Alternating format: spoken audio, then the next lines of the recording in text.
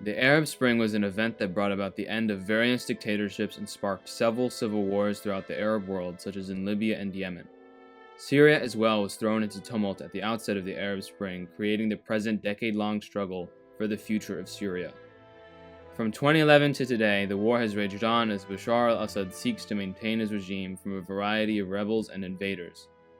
In the attempt to influence the tide of the war in their favor, numerous foreign powers have intervened in this conflict. Iran, Turkey, the US, Russia, etc. Despite the agonizing decade-long struggle, the war continues, but it will at some time end, and one of these powers will most likely take the lion's share in the reconstruction of Syria and the addition of Syria into their geopolitical orbit. Most likely this will be Russia.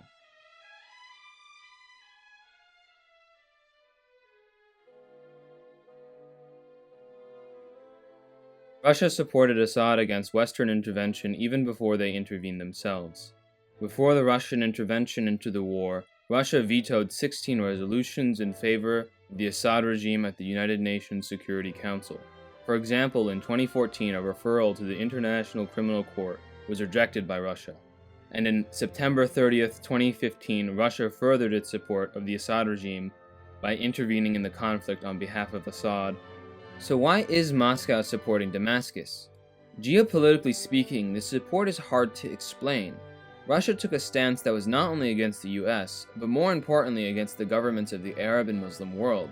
Though Russia had a fair amount of influence in Syria prior to the invasion in the form of a naval base and energy investments, if Russia were to continue seeking influence in the Arab and Muslim worlds, would it not support the mainstream position of these governments? Said military and energy investments made what at the time was 5% of Russia's arms industry, and composed an energy deal Syria could not even fully pay back.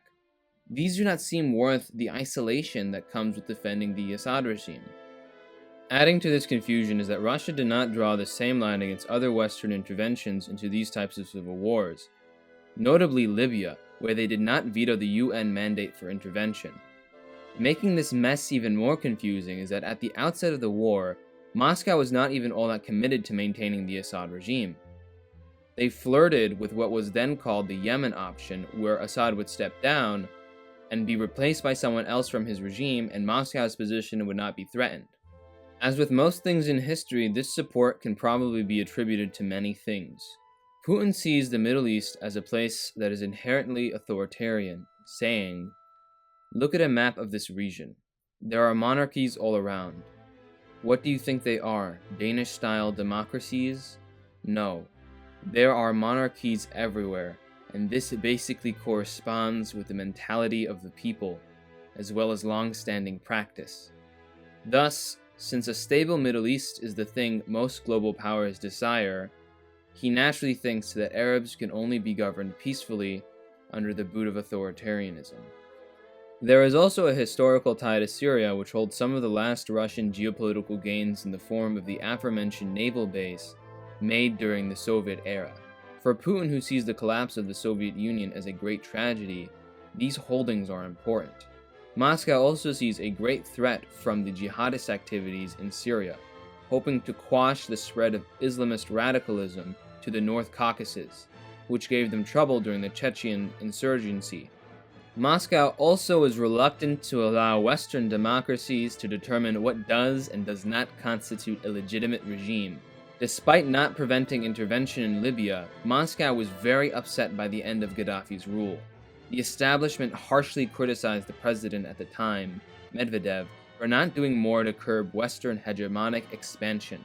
Putin, in particular, sees a serious threat in regime change in authoritarian countries, spilling into the states of Russian allies and in Russia itself.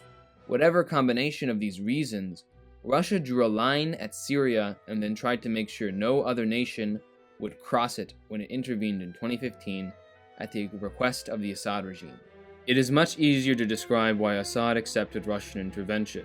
Before this intervention, he was losing the war. Before Russian intervention, the control of the map looked like this, and now it looks like this. Assad was able to regain over half of the country's surface area. Needless to say, without Russia, Assad's regime would not be as stable as it is today. Officially, Russia bases its intervention on two things. First, the idea that the dictatorship of Bashar al-Assad is a legitimate authority in Syria, and thus they have the ability to intervene on behalf of him. And second, via the basis of the UNC Resolution 2249, which came out 2 months after Russia's intervention, calling for member states of the UN to take all necessary measures to get rid of ISIS. Russia has contributed towards the fight against ISIS. In 2021 alone, Russia killed 401 ISIS members, launching 12,230 airstrikes in Syria. However, in defense of the Assad regime, they have also killed numerous civilians. Since its intervention, Russia has killed 6,910 civilians, including 2,030 children, more than ISIS, who have killed 5,023. They have committed 357 massacres. Most deaths occurred at the outset of the Russian involvement in this war, with the first year seeing the most deaths compared to other years. The carnage was mostly unleashed in northwestern Syria near Aleppo and Idlib. Since the start of the war, Russia has attacked 222 schools, 207 medical facilities, and 60 markets. In total, Russia has attacked 1,231 civilian institutions. In addition, Russia has indirectly contributed to the civilian death toll of the Assad regime through logistical, military, and political support. From 2011 to 2020, this death toll reaches 199,939 people. This onslaught, involving the use of cluster munitions and incendiary munitions, has, in tandem with Syrian and Iranian efforts, resulted in the displacement of 4.7 million people.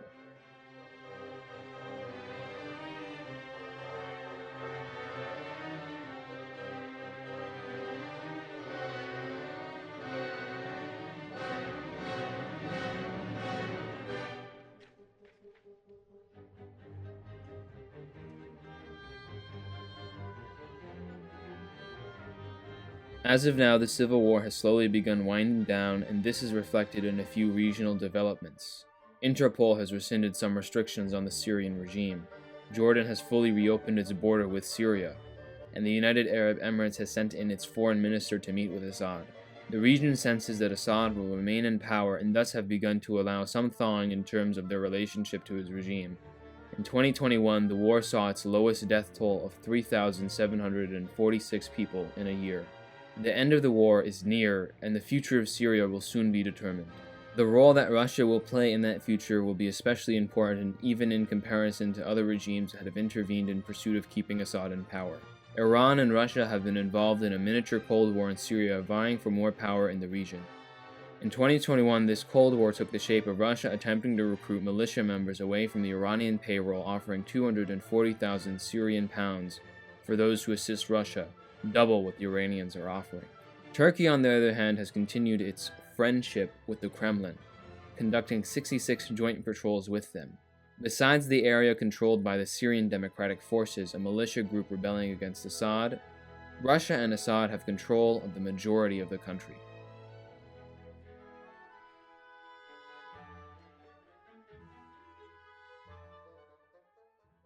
This video sought to be a brief review into Russia's intervention into the Syrian Civil War. I chose this topic because I had already completed research on this for an essay in college. As well, it appears that Russia will most likely have the most influence in Syria's politics in the coming future, and thus I felt it would be helpful to look into what occurred before, during, and currently concerning Russian intervention in Syria. This video unfortunately does not serve as a meaningful overview of the entire Syrian Civil War, or the interventions of the other powers in this war, as that would require a longer video than I am able to produce at the moment. If you would like to see me cover the other interventions, please leave a comment suggesting so. If you enjoyed the video, please subscribe, like, and share this video to your friends and on social media. Join the Discord, as is linked in the description. Follow me on Twitch, as is linked in the description. If you would be so willing, please consider becoming a patron. You will be able to vote for the next video. I have a lot of ideas, and I can't decide what I'd like to do. And in line with that, I will now read out my wonderful, wonderful patrons. Tom Rowlands, Nomad Star, Adam Elbilia, Marshall Law, Avocado Kirby. Thank you guys, and please have a good night.